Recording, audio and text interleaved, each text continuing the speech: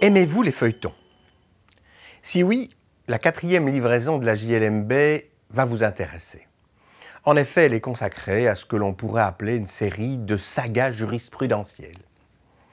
Cela commence avec un arrêt de la Cour européenne des droits de l'homme du 13 décembre 2016.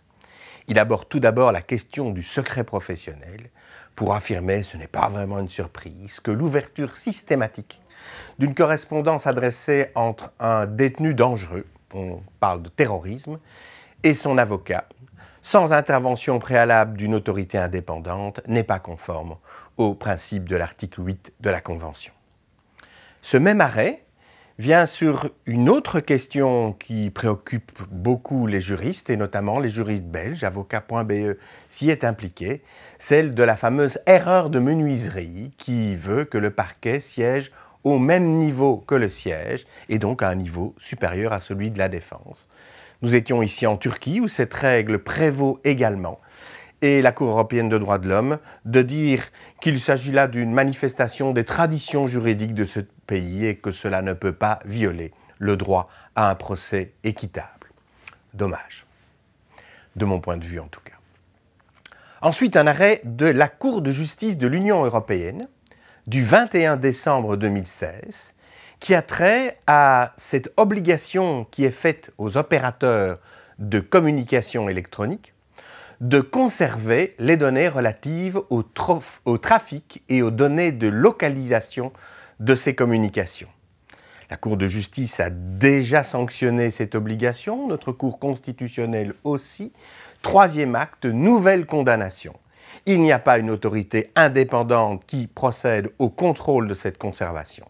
Et de surcroît, il faudrait qu'il y ait l'obligation de conserver ces données sur le territoire de l'Union européenne. Ensuite, un arrêt qui me fait plus plaisir. Cour constitutionnelle, 17 novembre 2016. Il s'agit de la rémunération des avocats qui interviennent comme mandataires ad hoc pour des sociétés qui sont poursuivies en même temps que leurs organes.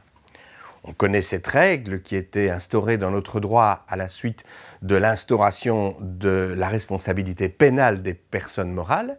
La difficulté vient que de temps à autre, ces personnes morales sont soit en faillite, soit dans un état d'insolvabilité qui ne leur permet pas de payer leurs mandataires.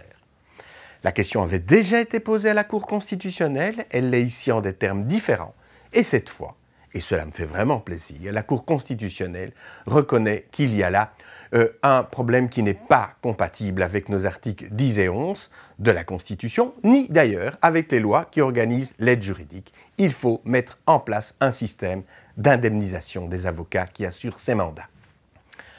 Ensuite, un arrêt de la Cour d'appel de Liège du 23 novembre 2016 qui réforme une décision du juge des référés de Liège que nous avions publiée il y a quelques semaines. Celui-ci avait condamné l'État belge à autoriser un détenu suspect, un non-détenu, un suspect non privé de liberté à être assisté d'un avocat lors de sa première audition. La Cour d'appel de Liège considère que c'est prématuré. Il n'appartient pas à un juge d'ainsi anticiper sur une modification législative. Et enfin, une décision du tribunal de première instance de Liège du 1er décembre 2016 en matière d'assurance protection juridique jouant en matière pénale. Il est assez fréquent que les personnes qui sont poursuivies et qui sont assurées en protection juridique et en responsabilité civile dans des compagnies d'assurance qui ne constituent en réalité que 2 branches d'un même assureur aient le sentiment qu'il y a un conflit d'intérêts entre elles et leur compagnie d'assurance. Et le tribunal de première instance confirme que dans l'hypothèse où pareil conflit d'intérêts intervient, il est indispensable que l'assuré puisse bénéficier du libre choix de son avocat et que les honoraires de celui-ci soient pris en charge par l'assurance protection juridique.